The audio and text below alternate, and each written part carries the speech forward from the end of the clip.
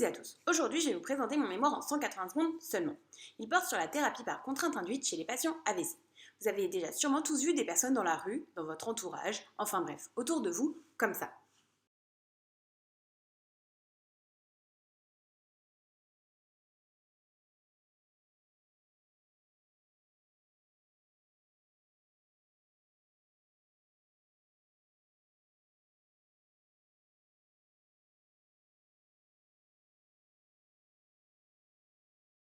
Vous vous êtes sûrement demandé, mais qu'est-ce qui lui est bien arrivé à ce petit monsieur? Ce sont des patients qui ont eu un AVC, un accident vasculaire cérébral. Mais alors concrètement, qu'est-ce que c'est un AVC? C'est une interruption de la circulation sanguine dans le cerveau. Saviez-vous qu'une personne est atteinte toutes les 5 secondes dans le monde? En France, on dénombre 150 000 nouveaux cas par an. Pour vous donner une idée, cela représente tous les habitants de la ville de Grenoble. Parmi ces nouveaux cas, les 3 quarts vont garder des séquelles. Et la déficience la plus courante est la perte motrice qui va empêcher le mouvement. Imaginez-vous maintenant ce que cela peut donner au niveau du membre supérieur. Les neurones qui commandent la fonction du membre supérieur sont atteints. L'information ne passe pas et donc le membre supérieur est comme endormi. Il ne répond pas. Comme il ne fonctionne pas comme on voudrait, le patient a tendance à l'oublier, à le mettre de côté, jusqu'à ne plus du tout l'utiliser à un stade chronique, c'est-à-dire 6 mois après l'AVC. En attendant, il va compenser avec son membre non pathologique.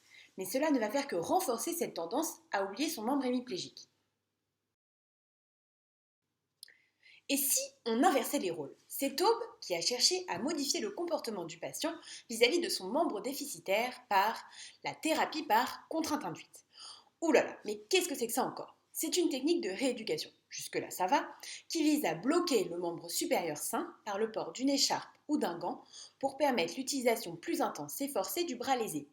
Il existe différentes composantes dans cette thérapie, avec des protocoles différents, avec une durée du port de la contention, un nombre de séances variant, etc. etc. Mais tout ça, c'est décrit dans la littérature. Je me suis alors intéressée aux exercices que l'on faisait en thérapie par contrainte induite. Quels types d'exercices sont à réaliser pour améliorer la fonction du membre supérieur chez le patient hémiplégique post-AVC chronique? J'ai d'abord fait des recherches dans la littérature et j'ai établi des hypothèses à partir de ces informations.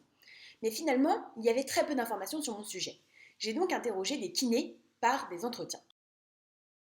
Les éléments principaux qui en ressortent, c'est que l'on va chercher à travailler les mouvements qui sont à l'opposé de l'attitude du membre supérieur hémiplégique.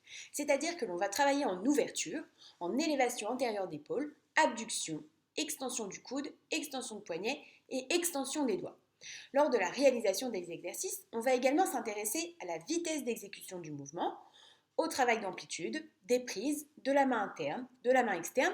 On va également réaliser de la tâche orientée et du travail d'orientation du membre supérieur dans l'espace.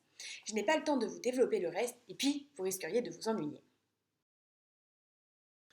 En tout cas, si vous ne savez pas quoi faire ni comment faire avec vos patients en thérapie par contrainte induite, je vous invite à lire mon mémoire.